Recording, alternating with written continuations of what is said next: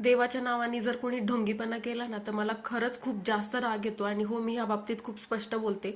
काल होती दत्त जयंती आणि मी गेले होते दत्ताच्या मंदिरात. खूपच जास्त गर्दी होती तिथे. तर बराच वेळ लाईनीत थांबले होते आणि धैर्याला घेऊन गेले होते. धैर्या खूप जास्त त्रास देत होती. एवढ्या मोठ्या लाईनीत ती रस्त्यावरती सुद्धा जात होती. कसं बसं लाईन पुढे जात होती. तर बरेच वेळानंतर ना 2-3 लेडीज आल्या, प्रसाद घेऊन आल्या होत्या तिथं. म्हणजे सगळ्यांना वाटण्यासाठी मोठा प्रसाद आणला होता त्यांनी, लाडू वगैरे. तो घेऊन ते डायरेक्ट आतमध्ये जायला लागले. तर झालं असं, तिथले सिक्युरिटी गार्डनी त्यांना थांबवलं. म्हणले ताई थांबा, बरीच गर्दी आहे, तुम्ही मध्ये नका जाऊ. आणि लोक सुद्धा ओरडत होती त्यांना की यांना मध्ये नका पाठवू. सो त्यांचं असं म्हणणं होतं की नाही, आम्हाला प्रसाद ठेवायचा, प्रसाद द्यायचा देवाला. तर सिक्युरिटी गार्ड म्हणला की थांबा, मी देतो, किंवा थोडा वेळ थांबा, अगदी 5 मिनिटं थांबा, मी सोडतो तुम्हाला आतमध्ये. तर ते भांडायला लागले त्यासोबत आणि म्हणाले नाही नाही, आम्हाला द्यायचंच आहे. तर तो बोलला की मी देतो हा प्रसाद.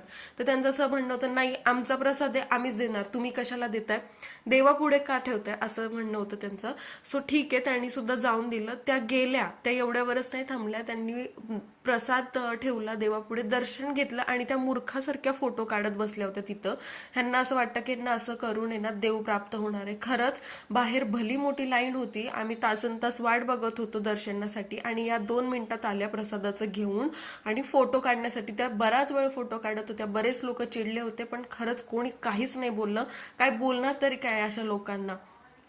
देवाला प्रसाद देऊन खुश करण्याचं नाटक करतात हे लोक. मला खरंच असं वाटतं की हे नाटक आहे. जर तुमच्या मनात खरी श्रद्धा असते ना, जे ज्या लोकांच्या मनात श्रद्धा असते ना, ते तासनतास थांबतात लाईनीत आणि घेतात. VIP दर्शन नाही घेत किंवा देवाला आहे ना प्रसाद नाही आणत. देव प्रसादाचा भुकेला नसतो. मी खरंच स्पष्ट बोलते, मला राग आला म्हणून ही गोष्ट मी तुमच्यासोबत शेअर केली की असं मी बऱ्याच मंदिरात बघितलेलं आहे. आणि त्याच्यामुळे ना जिथं जास्त गर्दी आहे ना, माझी तिथं जायची अजिबात इच्छा होत नाही. जिथं शांतता आहे, ज्या मंदिरात शांतता आहे, भलेही ते फेमस नसेल तरी चालेल, मला तिथेच आवडतं. काय कसं वाटलं तुम्हाला किस्सा मला नक्की सांगा. चॅनलवरती नवीन असेल तर सबस्क्राईब करा. Stay tune and bye bye.